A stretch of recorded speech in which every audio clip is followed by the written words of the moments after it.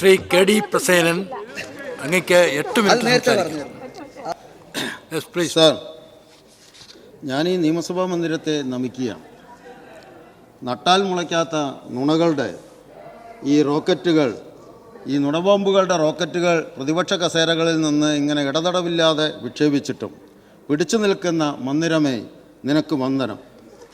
Sir, ഇന്നത്തെ അടിയന്തര പ്രമേയം മുതൽ ഇപ്പോൾ നടന്നുകൊണ്ടിരിക്കുന്ന പ്രതിപക്ഷ ചർച്ചകളിൽ നമ്മൾ കേൾക്കേണ്ടി വരുന്ന പച്ചക്കള്ളങ്ങൾക്ക് ഏത് ദൈവം തമ്പുരാൻ വിചാരിച്ചാലാണ് വിരാമമിടാൻ കഴിയുക എന്ന് ഞാൻ ആശങ്കപ്പെടുകയാണ്.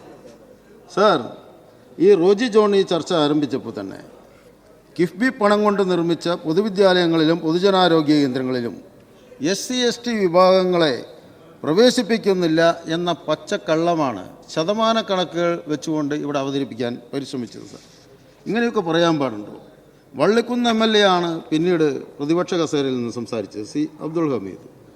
സാമ്പത്തിക പ്രതിസന്ധി ഉണ്ടെന്ന് മന്ത്രി വീണ ജോർജ് പറഞ്ഞത് സത്യമാണ് എന്ന് സ്ഥാപിച്ച അദ്ദേഹം 5 മിനിറ്റിനകമാണ് 50 കോടിയുടെ റോഡ് പാക്കേജ് വള്ളിക്കുന്ന് മണ്ഡലത്തിന് വേണം എന്നും പിന്നെയും പണം ബാക്കി ഉണ്ടാവാൻ സാധ്യതയുണ്ടല്ലോ, അതുകൊണ്ട് അവിടെ ഒരു അണക്കെട്ടും പാലവും വേണമെന്ന അപേക്ഷയും അദ്ദേഹം പറയുന്നത് കേട്ടു. ഞാൻ അന്തം വിട്ടുപോവുകയാണ് സാർ.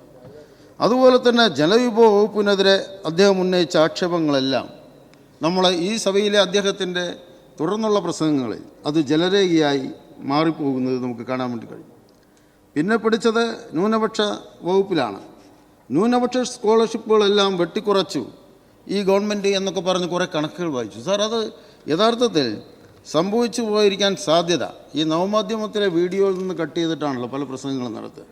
ഏതോ പാർലമെൻറ്റ് പ്രസംഗത്തിൽ നമ്മുടെ പ്രതിപക്ഷ മെമ്പർമാരാരോ അവതരിപ്പിച്ച കണക്ക് വെട്ടിയെടുത്ത് കൊണ്ടുവന്ന് സഭ മാറി സഭ്യമല്ലാതെ പറഞ്ഞു പോയതാണ് എന്നാണ് ഞാൻ ആ വിഷയത്തെ സംബന്ധിച്ച് കരുതുന്നത്. സാർ, ഇവിടെ വിവിധ വകുപ്പുകളുടെ ധനാഭ്യർത്ഥന നമ്മുടെ മുൻപിലുണ്ട്. അതിൽ ഭക്ഷ്യവകുപ്പ് നമ്മളെ സംബന്ധിച്ച് ഏറ്റവും പ്രധാനപ്പെട്ടതാണല്ലോ. ഇപ്പോൾ എല്ലാവർക്കും റേഷൻ കാർഡുള്ള സംസ്ഥാനമായി ഈ സംസ്ഥാനത്തെ മാത്രമാണ് ഇന്ന് നിലനിർത്തുന്നത്. രാജ്യത്ത് മറ്റെവിടെയുമില്ല. ഈ ഗവൺമെൻറ് തന്നെ 5,20,563 റേഷൻ കാർഡുകൾ ഈ ഗവൺമെൻറ് കാലത്ത് അനുവദിക്കപ്പെട്ടതാണ്. വിശപ്പുരഹിത കേരളത്തിലേക്ക് 20 രൂപയുടെ സുഭിക്ഷമായ ഭക്ഷണവുമായി കയറി വന്ന വകുപ്പാണ് നമ്മുടെ ഭക്ഷ്യവിതരണ വകുപ്പ് എന്ന് പറയുന്നത്. സാർ, നെല്ല് സംഭരണം പാലക്കാടിനെ സംബന്ധിച്ച് ഏറ്റവും പ്രധാനപ്പെട്ട ഒരു ജീവൽ പ്രശ്നം കൂടിയാണ്. അതിൽ ഏറ്റവും നല്ല നിലയ്ക്കുള്ള ഇടപെടൽ നടത്തുന്ന ഒരു ഗവൺമെൻറ്റാണ് ഇടതുപക്ഷ ഗവൺമെൻറ്റിൻ്റെ കാലത്ത് മാത്രമാണ് നെൽകർഷകരെ പരിഗണിച്ചിട്ടുള്ളൂ. രാജ്യത്ത് ഏറ്റവും കൂടുതൽ വില നൽകുന്നു എന്നതിൽ മാത്രമല്ല, സംഭരണ ചുമതല സംസ്ഥാന ഗവൺമെൻറ് നേരിട്ട് ഏറ്റെടുത്ത് സിവിൽ സപ്ലൈസ് വകുപ്പ് അത് വളരെ ഭംഗിയായി നിർവഹിച്ചു പോവുകയാണ്. പക്ഷേ അതിനെ അട്ടിമറിച്ച് പല സംസ്ഥാനത്തിലും നൽകുന്നത് പോലെ സ്വകാര്യ ഏജൻസികൾക്ക് ഇതിൻ്റെ കേന്ദ്ര ഏജൻസി കൈമാറ്റം ചെയ്യാനുള്ള പരിശ്രമം ഇവിടെ നടക്കുന്നുണ്ട്. ആ കെണിയിൽ നമ്മൾ പെടാതിരിക്കാൻ ശ്രദ്ധിക്കണം സാർ. അതിന് പ്രധാനമായും സംഭരിക്കുന്ന സമയത്ത് തന്നെ അതിൻ്റെ വില കൊടുക്കാനുള്ള സംവിധാനം ഉണ്ടാക്കണം. കേന്ദ്രം കാലാനുസൃതമായ വില വർധനവ് കേന്ദ്രം വരുത്തുന്നില്ല.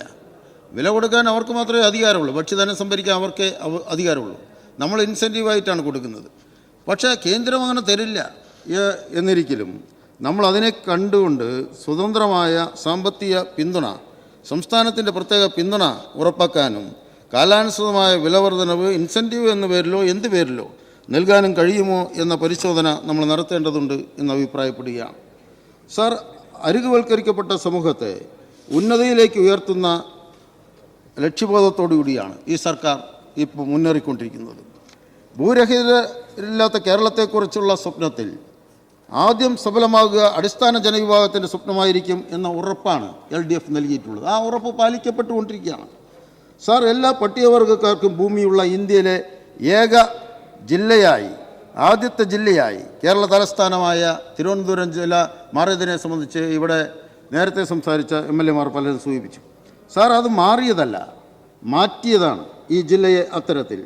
ആ മാറ്റിയ മുന്നണിയുടെ പേര് LDF എന്നാണ്, മാറ്റിയ മുഖ്യമന്ത്രിയുടെ പേര് പിണറായി വിജയൻ എന്നാണ് എന്ന് ചരിത്രം ഇന്നല്ലെങ്കിൽ നാളെ രേഖപ്പെടും. സാർ, SC/ST വിദ്യാർത്ഥികൾക്കായി നിരവധി പദ്ധതികൾ ആവിഷ്കരിച്ചു പോകുന്ന ഒരു ഗവൺമെൻറ്റാണ്. UDF-ൻ്റെ കാലത്ത് തകർന്നു വീഴാനിരുന്ന 17,829 ഭവനങ്ങൾ നവീകരിച്ച് ഇന്നവിടെ ജീവൻ നിലനിർത്താൻ വേണ്ടിയുള്ള സേഫ് പദ്ധതി നടപ്പാക്കിയത് ഈ ഗവൺമെൻറ്റാണ് എന്ന് പ്രതിപക്ഷം ഓർക്കണം സാർ. 15 ലക്ഷത്തിലധികം വിദ്യാർത്ഥികൾക്ക് എല്ലാ വർഷവും സ്കോളർഷിപ്പ് അനുവദിക്കുന്ന ഈ ഗവൺമെൻറ് ഇപ്പോഴും ഈ സാമ്പത്തിക ഉപരോധം കേന്ദ്രം നടപ്പാക്കുമ്പോഴും പ്രഖ്യാപിക്കുന്നത് ഈ കാലോചിതമായ സ്കോളർഷിപ്പുകൾ ഞങ്ങൾ പരിഹരിക്കും എന്നതാണ്. സാർ, ഇത് ഈ കേരളത്തിലല്ലാതെ മറ്റെവിടെയെ കേൾക്കാൻ വേണ്ടി കഴിയുക? ഈ കോൺഗ്രസ് ഭരിക്കുന്ന ഏതെങ്കിലും നാട്ടിൽ ഈ വാദം നമുക്ക് മുന്നോട്ട് വയ്ക്കാൻ വേണ്ടി കഴിയുമോ? സാർ, തദ്ദേശ വകുപ്പിൽ 500 പട്ടികജാതി വിഭാഗക്കാരെ അക്രഡിറ്റഡ് ഏജ് എഞ്ചിനീയർമാരായി നിയമിച്ചത് ഈ ഗവൺമെൻറ്റല്ലേ? ആരോഗ്യവകുപ്പിൽ പാരാമെഡിക്കൽ കോഴ്സ് പൂർത്തിയാക്കിയ 400 SC-ക്കാരെയും 250 ST-ക്കാരെയും നിയമിച്ചത് ഈ ഗവൺമെൻറ്റല്ലേ? 500 പട്ടികവർഗ വിഭാഗക്കാരെ PSC സ്പെഷ്യൽ റിക്രൂട്ട്മെൻറ്റിലൂടെ ഫോറസ്റ്റ് ബീറ്റ് ഓഫീസർമാരായി നിയമിച്ചത് ഈ ഗവൺമെൻറ്റല്ലേ? കാടിൻ്റെ മക്കൾ കാടിൻ്റെ കാവൽക്കാരും നാടിൻ്റെ നേരവകാശികളുമാണ് എന്ന് പ്രഖ്യാപിക്കുന്ന പദ്ധതികളാണ് ഈ വകുപ്പിൻ്റെ നേതൃത്വത്തിൽ ഇപ്പോൾ നടന്നുകൊണ്ടിരിക്കുന്നത്. സാർ, വരാനിരിക്കുന്ന ലോകമഹായുദ്ധം വെള്ളത്തിനു വേണ്ടിയായിരിക്കും എന്നാണ് സാമൂഹ്യ ശാസ്ത്രജ്ഞന്മാരുടെ പ്രവചനങ്ങൾ. അത് സത്യമായാലും ഇല്ലെങ്കിലും ഒരു കാര്യം ഉറപ്പാണ്, കേരളത്തിലാരും കുടിവെള്ളത്തിന് വേണ്ടി യുദ്ധം ചെയ്യേണ്ടി വരില്ല എന്ന പ്രഖ്യാപനമാണ് ജലവിഭവ വകുപ്പിൻ്റെ വർത്തമാനകാല പ്രവർത്തനങ്ങൾ സൂചിപ്പിച്ചുകൊണ്ടിരിക്കുന്നത്. എല്ലാ വീട്ടിലേക്കും കുടിവെള്ളം എത്തിക്കാൻ വിവിധ പദ്ധതികളിലൂടെ കേരളം കുതിക്കുകയാണ്. ജലജീവൻ മിഷൻ, ഇവിടെ കണക്കുകൾ ഞാൻ പറയുന്നില്ല, അമൃത് പദ്ധതി, കിഫ്ബി പദ്ധതി, സംസ്ഥാന പ്ലാൻ പദ്ധതി, റീബിൽഡ് കേരള പദ്ധതി, ഇതിലൂടെയെല്ലാം ലക്ഷക്കണക്കിന് കുടുംബങ്ങളിൽ കുടിവെള്ളം എത്തിക്കാനുള്ള പ്രവർത്തനം ഈ ഗവൺമെൻറ് മുന്നോട്ട് കൊണ്ടുപോവുകയാണ്. സാർ, കാലം തെറ്റി കലുതുള്ളി പെയ്തിറങ്ങുന്ന പെരുമഴ കുത്തൊഴുക്കിനെ കുടിവെള്ളമായി മാറ്റാൻ ഡാമുകളുടെ സംഭരണ ശേഷി കൂട്ടുന്നതിന് ഈ സർക്കാർ പദ്ധതി ഉണ്ടാക്കിയില്ലേ? ഒന്നാം പിണറായി സർക്കാരിൻ്റെ കാലത്ത് തന്നെ തുടങ്ങിയ പദ്ധതിയാണ്. ഇപ്പോൾ രണ്ടാം പിണറായി സർക്കാർ പാലക്കാടിലെ ചുള്ളിയാർ ഡാമിലും തലസ്ഥാന ജില്ലയായ തിരുവനന്തപുരത്ത് അരുവിക്കര ഡാമിലും ചളിയും മണലും നീക്കുന്നത് അതിവേഗം പൂർത്തീകരിച്ചു കൊണ്ടിരിക്കുകയാണ്. സാർ, ഈ ഘട്ടത്തിൽ ഒന്നാം പിണറായി തുടങ്ങിയ പൈലറ്റ് പദ്ധതിയായ മംഗലം ഡാമിലെ പദ്ധതി ഇപ്പം നിന്നുപോയിരിക്കുകയാണ്. അത് അടിയന്തരമായി പുനരാരംഭിക്കാൻ നേതൃത്വം കൊടുക്കേണ്ടതാണ്. സാർ, മൃഗസംരക്ഷണ വകുപ്പിൻ്റെ ഏറ്റവും ഉജ്ജ്വലമായ ഇടപെടൽ എന്ന് പറയുന്നത് ഫാം ലൈസൻസ് ചട്ടങ്ങളിലെ ഭേദഗതികളാണ്. ആ നൂലാമാലകളെല്ലാം മാറ്റി ഇന്ന് കർഷകർക്ക് അവരുടെ വളർത്തുമൃഗങ്ങളെ വളർത്താൻ കഴിയുന്ന അവസ്ഥാവിശേഷമാണ്. മൊബൈൽ വെറ്റിനറി യൂണിറ്റുകളുടെ സേവനം വിവിധ ബ്ലോക്കുകളിലേക്ക് വ്യാപിപ്പിക്കുകയാണ്. അത് ആലത്തൂരിലേക്കും വ്യാപിപ്പിക്കണം എന്ന് ഞാൻ അഭ്യർത്ഥിക്കുകയാണ്.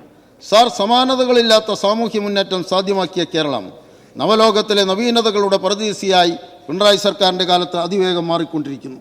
ദുരിതപൂർണമായിരുന്ന UDF കാലഘട്ടത്തെ അതിജീവിച്ച കേരളം മഹാമാരികളെയും മറക്കാനാവാത്ത മഹാപ്രളയത്തെയും മറികടന്നത് ഇതേ പിണറായി സർക്കാരിൻ്റെ കാലത്തായിരുന്നു. അതിനാവശ്യമായ ഊർജ്ജവും ഉത്തേജനവും ഞങ്ങൾക്ക് നൽകിയത് ഈ നാടും നാട്ടുകാരുമാണ്. അതേ നാട്ടുകാർ നവകേരളത്തിനായി നിലയുറപ്പിച്ചിരിക്കുന്നത് പിണറായി സർക്കാർ തീർക്കുന്ന പുതുവഴികളിലാണ്. അത്തരം നവകേരളത്തിനായുള്ള പുതുവഴികളിൽ കേന്ദ്ര BJPയും കേരള പ്രതിപക്ഷവും മാർഗം മുടക്കിക്കിടന്നാൽ കിടന്ന കിടപ്പിൽ നിങ്ങൾക്ക് പുത്തൻ ടേക്ക് ഓഫിലൂടെ പറന്നുയർന്ന മലയാള നാടിൻ്റെ വികസന വിമാനത്തെ ഇനിയും കാണാം എന്ന് ഓർമ്മപ്പെടുത്തിക്കൊണ്ട് ഈ ധനാഭ്യർത്ഥനകളെ ഒരിക്കൽ കൂടി പിന്തുണച്ചുകൊണ്ട് ഞാൻ നിർത്തുകയാണ്. Thank you.